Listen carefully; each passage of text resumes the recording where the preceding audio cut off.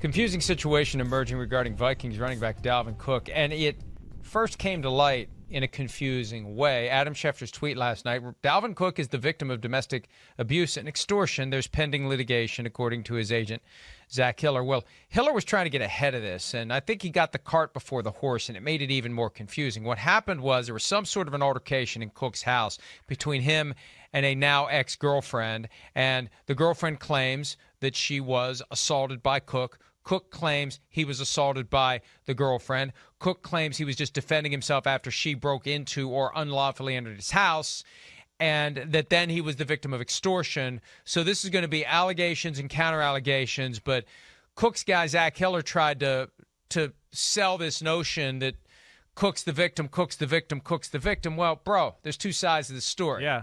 So we're gonna see through court filings and wherever it goes from here, we're going to see who the victim really was, and eventually a judge or a jury is going to figure it all out. Yeah, no doubt. It sounds like Dalvin Cook and his camp, were aggressive to get out in front of this early and kind of set the narrative, which, I understand. But did it in a very confusing and clunky way. That's the problem. Agreed. He called me up, and at first I didn't understand what he was talking about. Right. We spent 20 minutes just for me trying to understand what I'm allowed to see. He was on the record, but it was all very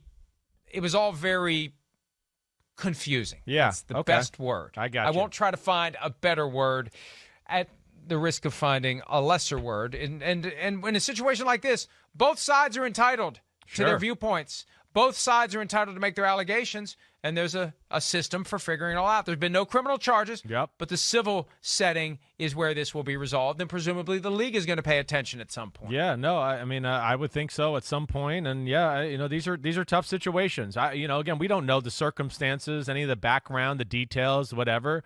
I do know that if two people love each other or lust was involved or anything there, that tempers can flare sometimes when they split apart. And at base level, at least seems We'll keep an eye on it. We'll keep you posted at PFT as to what's happening. Thanks for some of your time today. We'll see you tomorrow morning for another edition of PFT Live.